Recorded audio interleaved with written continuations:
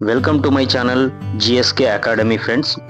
ఈ వీడియోలో మనం అక్టోబర్ మంత్కి సంబంధించిన ముఖ్యమైన కరెంట్ అఫైర్స్ని అయితే చూద్దాం.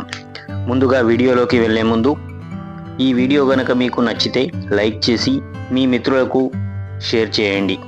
మొదటగా అంతర్జాతీయ అంశాలని చూసుకున్నట్లయితే నాటో ప్రధాన కార్యదర్శిగా నెదర్లాండ్ మాజీ ప్రధాని మార్క్ రూట్ ఎన్నికయ్యారు.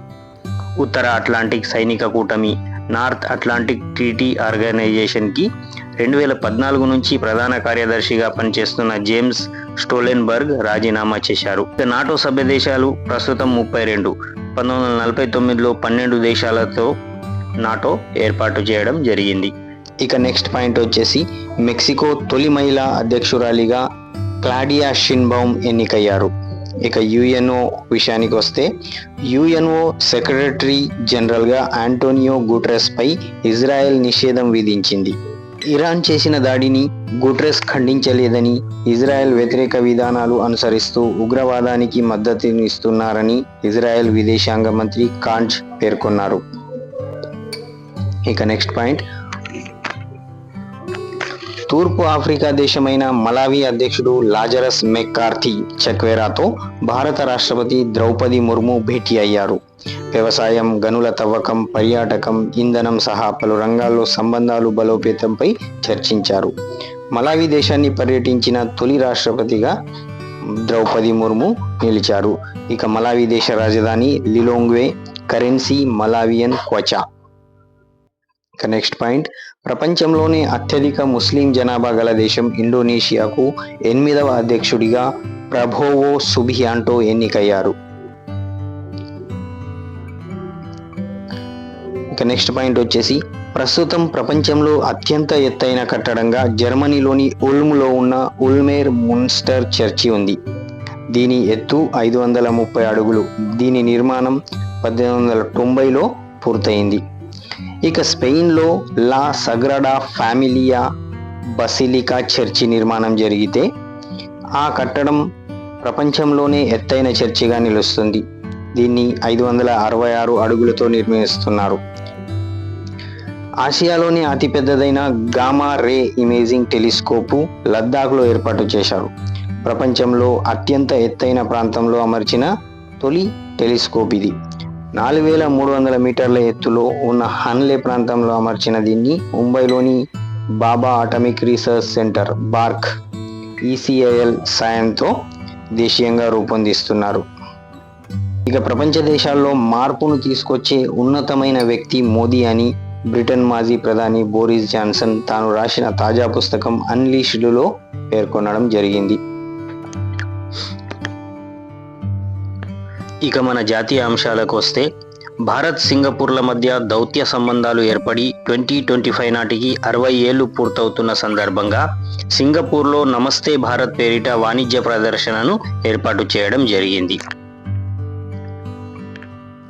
ఇక నెక్స్ట్ పాయింట్ ఎన్నికల ప్రచార వ్యూహకర్త ప్రశాంత్ కిషోర్ నూతనంగా జన్ సురాజ్ పార్టీని ఏర్పాటు చేస్తున్నట్లు బీహార్లోని పాట్నాలో జరిగిన సమావేశంలో ప్రకటించారు. పార్టీ కార్యనిర్వాహక అధ్యక్షుడిగా ఇండియన్ ఫారెన్ సర్వీస్ మాజీ అధికారి మనోజ్ భారతిని ఆయన నియమించారు. ఇక జాతీయ రహదారుల వెంట మెరుగైన సౌకర్యాల కల్పన కోసం హంసఫర్ పాలసీని కేంద్ర మంత్రి నితీష్ గడ్కరీ ఆవిష్కరించారు. ఈ పాలసీ ప్రకారం పెట్రోల్ పంపుల వద్ద టాయిలెట్లతో పాటు wheel chairs, EV stations, parking, food court, ATM, pharmacy మరియు మోటార్ రిపేర్ షాప్స్ను కూడా ఏర్పాటు చేయడం జరుగుతుంది. ఇక నెక్స్ట్ పాయింట్ హర్యానా మరియు జమ్మూ కాశ్మీర్ అసెంబ్లీ ఎన్నికల్లో బీజేపీ, నేషనల్ కాన్ఫరెన్స్ ఎన్సీ పార్టీలు గెలిచి ప్రభుత్వాలను ఏర్పాటు చేశాయి.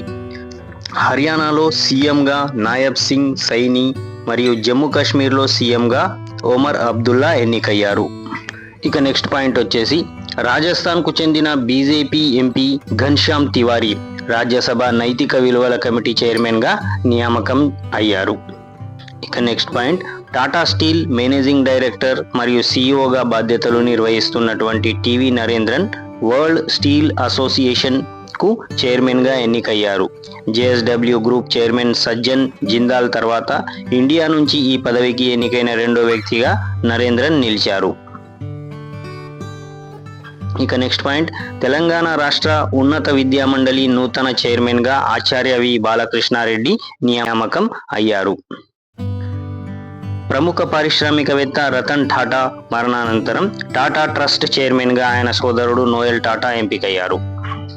ఇక నెక్స్ట్ పాయింట్ వచ్చేసి, మన దేశానికి చెందిన 3 పాఠశాలలు 2024లో ప్రపంచంలోనే 5 అత్యుత్తమ పాఠశాలల జాబితాలోకి చేరాయి. అందులో మొదటిది రాయన్ ఇంటర్నేషనల్ స్కూల్, ఇది ఢిల్లీలో ఉంది. CM rise school Vinoba Ratlam మధ్యప్రదేశ్లో ఉంది. కల్వి ఇంటర్నేషనల్ పబ్లిక్ స్కూల్ మదురైలో ఉంది. ఎక్సెంచర్, అమెరికన్ ఎక్స్ప్రెస్, లెమాన్ భాగస్వామ్యంతో లండన్కు చెందిన T4 ఎడ్యుకేషన్ ఆర్గనైజేషన్ ఈ పోటీల్ని నిర్వహించింది. జాబితాలోని పాఠశాలల యాజమాన్యాల్ని దుబాయ్లో నవంబర్ 23-24న జరిగే ప్రపంచ పాఠశాలల సభకు ఆహ్వానించడం జరిగింది. ఇక నెక్స్ట్ పాయింట్, జాతీయ మహిళా కమిషన్ 9వ చైర్పర్సన్గా విజయ కిషోర్ రహాత్కర్ నియమితులయ్యారు. ఈమె మహిళల న్యాయపరమైన సమస్యలపై విధి లిఖిత్ అనే పుస్తకాన్ని రాశారు. ఇంతకుముందు మహారాష్ట్ర మహిళా కమిషన్ చైర్పర్సన్గా పనిచేసినప్పుడు యాసిడ్ దాడి బాధితుల కోసం సక్షమ అని, మహిళల స్వయం సహాయక సంఘాల కోసం ప్రజ్వల అని, మహిళలకు 24 గంటల సహాయం అందించుటకు సుహిత అనే పథకాలను ఈమె అమలు చేయడం జరిగింది. ఇక బ్రిక్స్ దేశాల 16వ శిఖరాగ్ర సదస్సు రష్యాలోని కజన్ నగరంలో జరిగింది. ఈ సదస్సులో పీఎం మోదీ పలు దేశాలకు భారత్ తరపున ప్రసిద్ధ కళాకృతుల్ని అందించారు. మహారాష్ట్ర హస్తకళ మదర్ ఆఫ్ పెర్ల్ను ఇరాన్ ప్రెసిడెంట్ మసాద్ పెజెష్కియాన్కు, పర్లీ పెయింటింగ్ను ఉజ్బెకిస్తాన్ ప్రెసిడెంట్ షౌకత్ మిర్జియోన్కి, జార్ఖండ్లోని సోహ్రాయ్ పెయింటింగ్ను రష్యా అధ్యక్షుడు పుతిన్కి బహుకరించారు. ఇక నెక్స్ట్ పాయింట్, ఆయుష్మాన్ భారత్ వయవందన గురించి. దేశంలో 70 ఏళ్లు పైబడిన వృద్ధులందరికీ 5 లక్షల ఉచిత ఆరోగ్య బీమా పథకాన్ని 9వ ఆయుర్వేద దినోత్సవం ధన్వంతరి జయంతిని పురస్కరించుకొని పీఎం మోదీ ప్రారంభించారు. నెక్స్ట్ పాయింట్ వచ్చేసి, ప్రపంచ ప్రసిద్ధిగాంచిన ఒడిశాలోని కోనార్క్ సూర్య దేవాలయం రథచక్రాల నమూనాలను రాష్ట్రపతి భవన్ అమృత్ ఉద్యాన్లో ఏర్పాటు చేయడం జరిగింది. అచ్చం కోనార్క్ చక్రాలని తలపించేలా ఎర్రని ఇసుకరాతితో తయారైన వీటిని భారత వారసత్వాన్ని సందర్శకులకు పరిచయం చేసే ఉద్దేశంతో ఏర్పాటు చేయడం జరిగింది.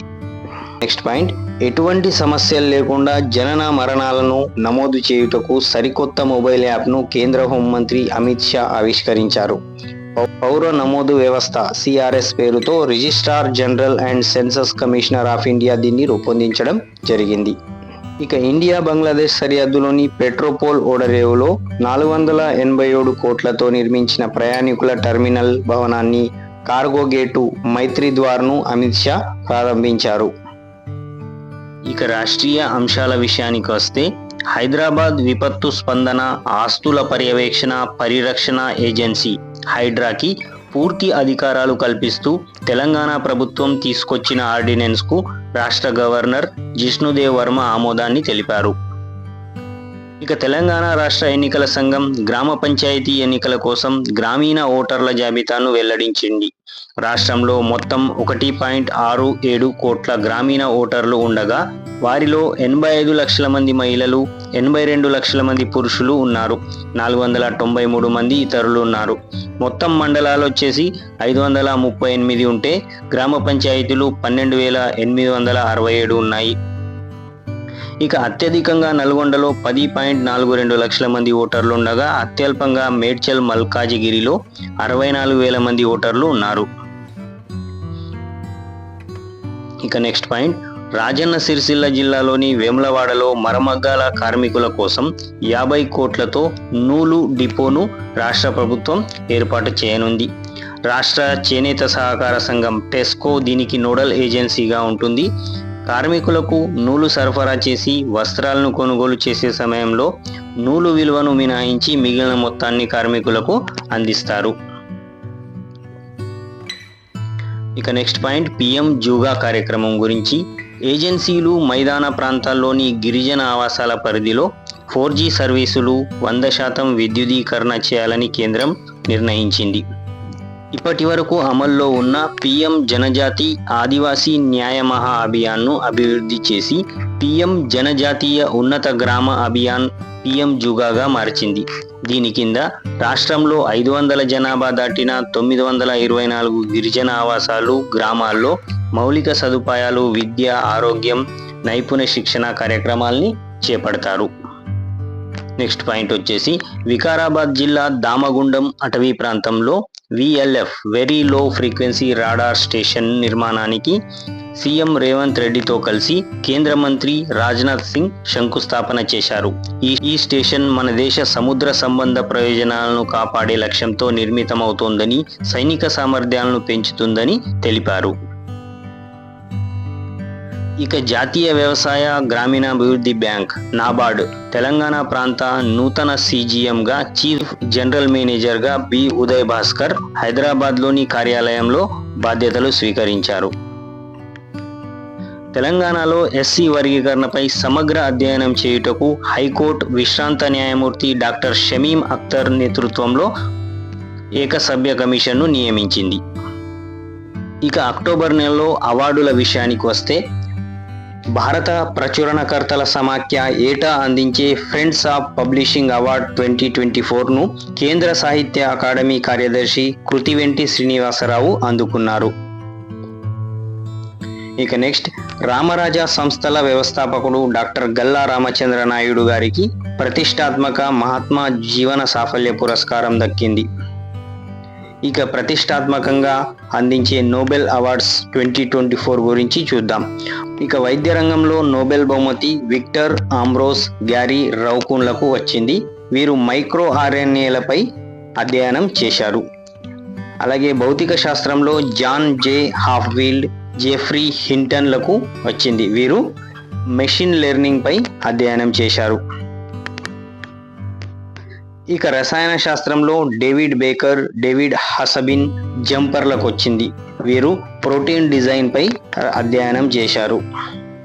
సాహిత్యంలో దక్షిణ కొరియా రచయిత్రి హాంగ్ కాంగ్ నోబెల్ అవార్డును అందుకున్నారు. అర్థశాస్త్రంలో డాక్టర్ S. మోగ్లు, సైమన్ జాన్సన్ రాబిన్సన్లు నోబెల్ అందుకున్నారు. ఇక నోబెల్ శాంతి బహుమతి జపాన్కు చెందిన నిహాన్ హిండాక్యో సంస్థకు అందింది. ఈ సంస్థ అణ్వాయుధ రహిత ప్రపంచం కోసం కృషి చేస్తోంది. ఇక నెక్స్ట్ పాయింట్ వచ్చేసి ప్రముఖ ఆధ్యాత్మికవేత్త ఆర్డర్ ఆఫ్ లివింగ్ వ్యవస్థాపకుడు శ్రీ రవిశంకర్ గారు ఫిజీ దేశానికి చెందిన honorary officer of the order of Fiji పురస్కారాన్ని అందుకున్నారు. ఇక 2024 సంవత్సరానికి గాను అత్యుత్తమ భారత బ్యాంక్గా SBI నిలిచింది. అమెరికాకు చెందిన గ్లోబల్ ఫైనాన్స్ మ్యాగజైన్ ఈ అవార్డు అందించింది. ఇక ప్రస్తుత SBI చైర్మన్ వచ్చేసి మన తెలుగు వ్యక్తి శ్రీనివాసులు శెట్టి. ఇక నెక్స్ట్ పాయింట్ ది కారవాన్ పత్రిక సంపాదకుడైన అనంతనాథ్ వరుసగా రెండోసారి the editors guild of India అధ్యక్షుడిగా ఎన్నికయ్యారు. ఇక కేరళలోని కోజికోడ్లో ఫెడరల్ బ్యాంక్ QR కోడ్ ఆధారిత చిల్లర యంత్రాన్ని అందుబాటులోకి తీసుకొచ్చింది. ఇందులో QR కోడ్ స్కాన్ చేసి UPI ద్వారా చిల్లర నాణ్యాలను పొందొచ్చు. ఈ చిల్లర నాణ్యాలు ₹1, ₹2, ₹5, ₹10గా తీసుకోవచ్చు. ఇక రతన్ టాటా ఏ లైఫ్ పుస్తకం దివంగత దిగ్గజ పారిశ్రామికవేత్త రతన్ టాటా జీవితంపై థామస్ మథ్యూ రాశారు. ఇక అన్లీష్డ్ పుస్తకం బ్రిటన్ మాజీ ప్రధాని బోరిస్ జాన్సన్ రాశారు. ఈ పుస్తకంలో ప్రపంచ దేశాల్లో మార్పును తీసుకొచ్చే ఉన్నతమైన వ్యక్తి మోదీ అని బోరిస్ PMను ప్రశంసించారు.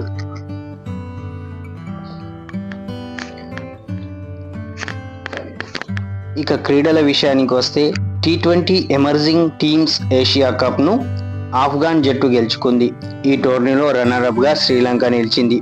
ఇక 2018లో బాల్ టాంపరింగ్ కేసులో క్రికెట్ ఆస్ట్రేలియా డేవిడ్ వార్నర్పై విధించిన జీవితకాల నిషేధాన్ని తొలగించడం జరిగింది. ఇక మన India hockey player Rani Rampal ఆటకు వీడ్కోలు ప్రకటించింది. అంతర్జాతీయ T20లో అత్యధిక పరుగులు చేసిన జట్టుగా జింబాబ్వే చరిత్ర సృష్టించింది.